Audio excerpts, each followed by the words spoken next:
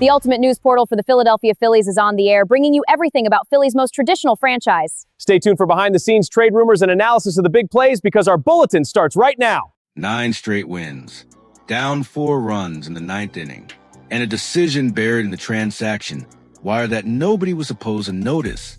But it did not go unnoticed, because right now, in the middle of the hottest streak of their season, the Philadelphia Phillies front office made a move that tells you everything about how serious this stretch run has become. This is not about a superstar. This is not about a blockbuster trade. This is about a 29-year-old infielder you have probably never heard of, and why his release matters more than you think. Let's start with the scoreboard, because context is everything. The Phillies just ripped off 9 consecutive victories. 9. And the way it happened on Sunday will be replayed on highlight reels for years. Down 4-0 to the St. Louis Cardinals in the 9th inning. 2 outs.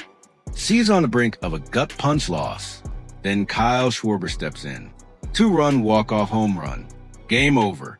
Comeback complete. Streak alive. That is not just a win. That is the kind of moment that defines a team's identity in August. Philadelphia sits at 73-58 right now.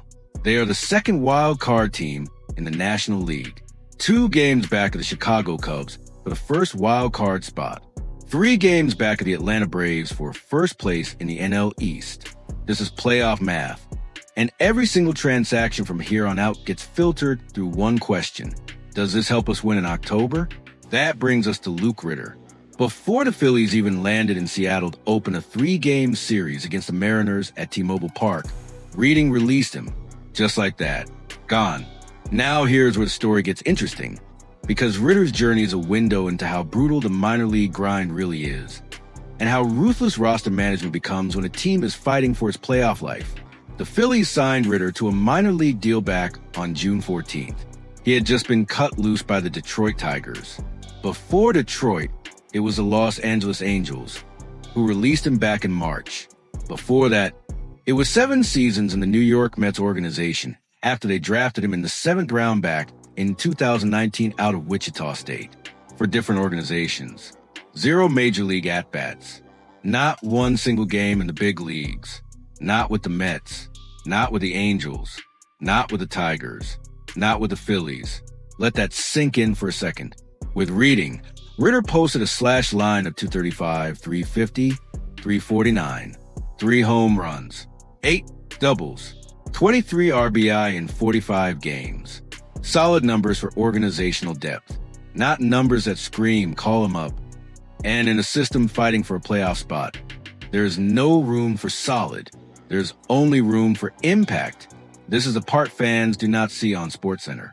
While the big names get the headlines, the front office is constantly churning through the depth chart, trimming fat, clearing space, making room for arms and bats that actually move the needle in a pennant race. Every roster spot in this system right now is a chess piece, and Dombrowski's front office is playing for keeps. Think about the timing here. The Phillies are riding the best form of their season. 9 wins in a row, walk-off magic, contending in both the division and the wild card. And in the middle of all that momentum, they are still doing the unglamorous work of housekeeping in the low minors. That tells you something about organizational discipline. Winning teams do not get complacent. Winning teams do not let dead weight sit on a roster just because things are going well on the surface. They tighten the ship. They create flexibility. They stay ready to pounce if a need arises in September. This is not a disaster. This is not a headline-grabbing collapse. But it is a signal that the front office is treating every single day between now and October like it matters. Because it does. Now let's talk about what is directly in front of this team. The Phillies are opening a 3-game series against the Seattle Mariners at T-Mobile Park. First pitch, 9:40 Eastern Time on Monday night. A cross-country trip. A tough American League opponent. A late start time that messes with anyone's rhythm. This is exactly the kind of series that can either extend a winning streak into legendary territory or expose a team that has been living on borrowed momentum. 9 straight wins sounds incredible, but every streak has an expiration date. The question is whether the Phillies can push it further on the road against unfamiliar pitching. in a ballpark that has humbled plenty of contenders before them. This is the tension of a pennant race. You cannot just ride the wave. You have to manage the roster, manage the rotation, manage the bullpen usage from that walk-off classic on Sunday, and manage the mental fatigue of a team that has been playing meaningful, high-leverage baseball for over a week straight.